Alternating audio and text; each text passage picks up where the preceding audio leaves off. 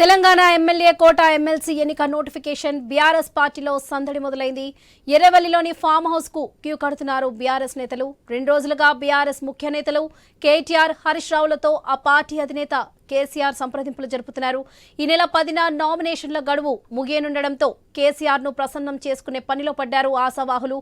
BRS పార్టీలో MLA కోట ఎమ్మెల్సీలు షేరి సుభాష్ రెడ్డి, మహమూద్ అలీ, సత్యవతి రాథోడ్, ఎగ్గే మల్లేశంల స్థానాలు ఖాళీ అయ్యాయి. ఎమ్మెల్యే కోట ఎమ్మెల్సీ ఎన్నికపై బీఆర్ఎస్ మాజీ మంత్రులు ఎన్నో ఆశలు పెట్టుకున్నారు. ఆశావాహుల్లో సత్యవతి రాథోడ్, జోగు రామన్న, మహమూద్ అలీ, దాసోజు శ్రవణ్, బూడిద భీక్ష్మయ్య గౌడ్, ఆర్ఎస్ ప్రవీణ్ కుమార్లు ఉన్నారు. ఇక ఇదే విషయానికి సంబంధించి మరిన్ని అప్డేట్స్ మా ప్రతినిధి స్వామి అందిస్తారు. స్వామి, ప్రస్తుతం అక్కడ అప్డేట్స్ ఏంటి? బీఆర్ఎస్ పార్టీలో ఎమ్మెల్యే కోట ఎమ్మెల్సీ ఎన్నికకు సంబంధించి దాదాపుగా ఇప్పటికే 5 మంది ఉన్నప్పటికీ కూడా ఒకటి ఎంఐఎం పార్టీకి వెళ్లడంతో 4 బీఆర్ఎస్ పార్టీ ఎమ్మెల్సీగా కొనసాగుతున్నారు. ఇందులో ఒకరు ఎగ్గే మల్లేశం కాంగ్రెస్ పార్టీలోకి వెళ్లిపోయారు. ఈ ఖాళీ అవుతున్న స్థానాలకు సంబంధించి బీఆర్ఎస్ పార్టీకి ఉన్నటువంటి ఇప్పుడున్న స్ట్రెంత్ తోటి దాదాపుగా ఒక స్థానం ఖచ్చితంగా గెలుస్తుంది. 2వ స్థానానికి పోటీ చేస్తే మాత్రం ఖచ్చితంగా కొంత ఇబ్బందికర పరిస్థితి ఎదుర్కోవచ్చు. ఇటు పార్టీకి ఉన్నటువంటి 38 మంది ఎమ్మెల్యేలు, 10 మంది ఎమ్మెల్యేలు కాంగ్రెస్ పార్టీలోకి వెళ్లారు. మిగతా 28 మందికి సంబంధించి వారు మాత్రమే ఎలక్షన్ లో పాల్గొనబోతున్నారు. ప్రధానంగా పార్టీకి ఒక స్థానం ఖచ్చితంగా వస్తుంది కాబట్టి ఎవరు నిలపాలన్న విషయం సంబంధించి పార్టీ అధిష్టానం కసరత్తు మొదలుపెట్టింది. వరుసగా హాలిడేస్, మరోవైపు 10వ తేదీనే నామినేషన్ చివరి రోజు ఉండడంతో కూడా పార్టీ అధినేత కేసీఆర్ తన ఆలోచన పంచుకోవడం కోసం పార్టీ వర్కింగ్ ప్రెసిడెంట్ కేటీఆర్ తోని, హరీష్ రావుతో, మీద నేతలతో మాట్లాడుతున్నట్టుగా తెలుస్తుంది.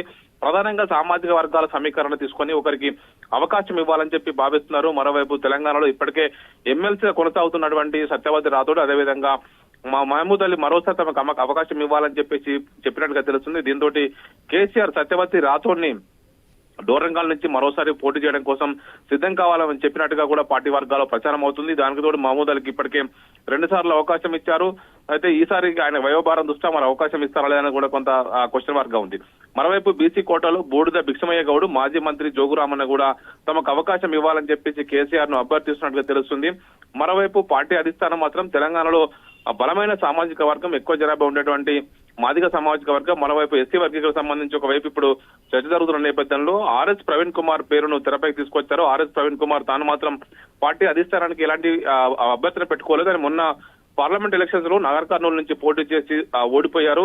మరోసారి అక్కడి నుంచి ఆయన ప్రయత్నం చేయడం కోసం ఇప్పటికే అక్కడ తిరుగుతూ ఉన్నారు. ఈ నేపథ్యంలో ఆర్ఎస్ ప్రవీణ్ కుమార్ పేరును పార్టీ అధిష్టానం పరిశీలించగా తెలుస్తుంది.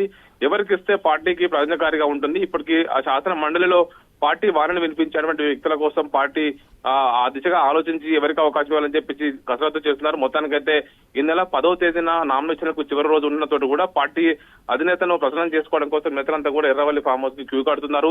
తమ అభ్యర్థిత్వాలను పరిశీలించాలని చెప్పేసి కూడా కేసీఆర్ కు మొరపెట్టుకున్నారు. ఈ నేపథ్యంలో పార్టీ కూడా కసరత్తు చేసి ఎవరికి ఇస్తే పార్టీకి ప్రయోజనకరంగా ఉంటుందో వారికే ఇవ్వాలని చెప్పేసి కూడా కొంత చర్చ చేస్తున్నట్టుగా తెలుస్తుంది. వరలక్ష్మి.